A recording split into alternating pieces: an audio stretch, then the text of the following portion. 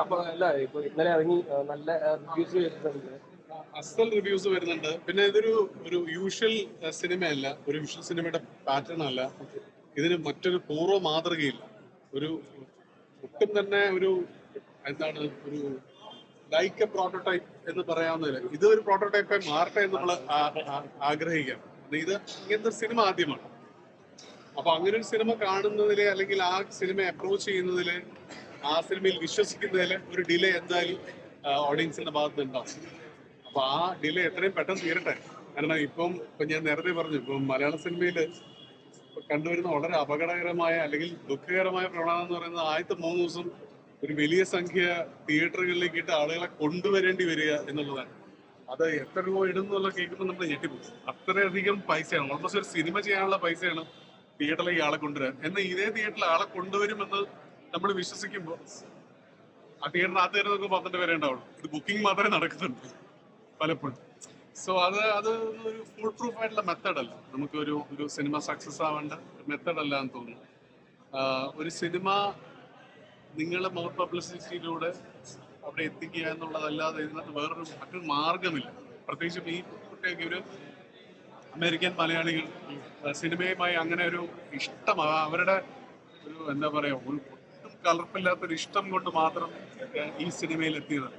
കഴിഞ്ഞ ഇവരുടെ 4 വർഷങ്ങൾ ഈ സിനിമയ്ക്ക് വേണ്ടി ഇൻവെസ്റ്റ് ചെയ്തിരിക്കുകയാണ്. ഇവരെല്ലാവരും ജോലിയുള്ള ആൾക്കാരാണ്. അവർ ആ ജോലിയുടെ സമയം കഴിഞ്ഞ് ഈ സിനിമയ്ക്ക് വേണ്ടി ഇൻവെസ്റ്റ് ചെയ്ത ആളുകളാണ്. ഇവര് ഒരുപാട് കഷ്ടപ്പെട്ടു. ഈ സിനിമ എത്തിക്കാൻ മാത്രമല്ല, ഇവിടുത്തെ ഡിസ്ട്രിബ്യൂട്ടേഴ്സ് ഒന്നും ഇതിന് വലിയ ഡിസ്ട്രിബ്യൂട്ടേഴ്സിനൊന്നും തയ്യാറായില്ല. ഇവരുടെ ഒരു ട്രെയിലർ ലോഞ്ച് ചെയ്യാൻ പോലും ഒരു വലിയ പേരുകാരും മുന്നോട്ട് വന്നില്ല.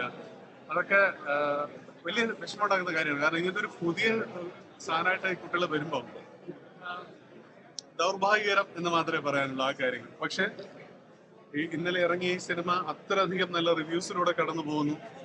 സോ അത് വലിയ സന്തോഷമുള്ള കാര്യം. അതെല്ലാം ടിക്കറ്റുകളായി ട്രാൻസ്ലേറ്റ് ചെയ്യപ്പെടുമോ എന്ന് നമുക്കറിയില്ല. നമുക്ക് ഇന്നൊന്നും പ്രഡിക്റ്റ് ചെയ്യാൻ പറ്റാത്ത ഒരു കാര്യമാണ്. So let's hope that this happens. Thank you. ഒരു കാര്യം പറയാനുള്ള, നേരത്തെ അവിടെയും പറഞ്ഞു, നിങ്ങളാണ് ഓൺലി യു സപ്പോർട്ടഡ്. ഇവിടുത്തെ ഒരു സിസ്റ്റവും സപ്പോർട്ട് ചെയ്തില്ല. Media supported so much.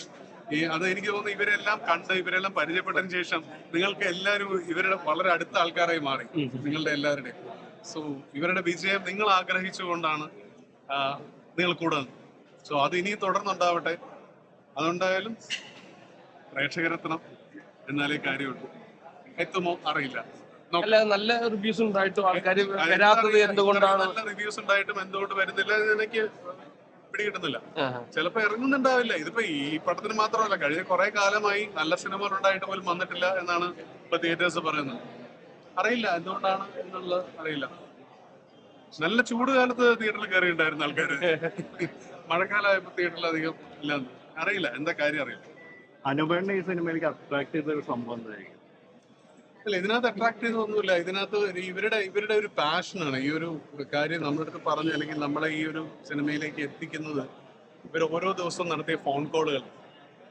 എത്രമാത്രം അവർക്ക് ആ സിനിമ വേണം എന്നുള്ളത്. ഇപ്പൊ ഇത്ര ഏറ്റവും കൂടുതൽ എനിക്ക് തോന്നുന്നത് പുതുമുഖങ്ങളോടൊപ്പം അഭിനയിച്ച ആൾ, അല്ലെങ്കിൽ പുതുമുഖ ഡയറക്ടേഴ്സിനോടൊപ്പം അഭിനയിച്ച ആള് ഞാനായിരുന്നു.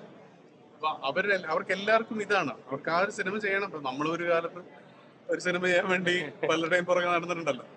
അപ്പൊ അത് മേ ബി നമ്മളാൽ എന്തെങ്കിലും നമ്മുടെ ഒരു ചെറിയ ഭാഗം, ഇപ്പൊ ഞാനതിനായതുകൊണ്ട് വലിയൊരു കാര്യം ഉണ്ടായിരുന്നില്ല, പക്ഷെ നമ്മളൊരു ചെറിയ ഭാഗം അതിനകത്താവാൻ അവർ എന്തെങ്കിലും തരത്തിൽ മുന്നോട്ട് കൊണ്ടുപോകാൻ പറ്റിയാൽ നല്ലതല്ലേ. അതാണ് അട്രാക്റ്റീവ്.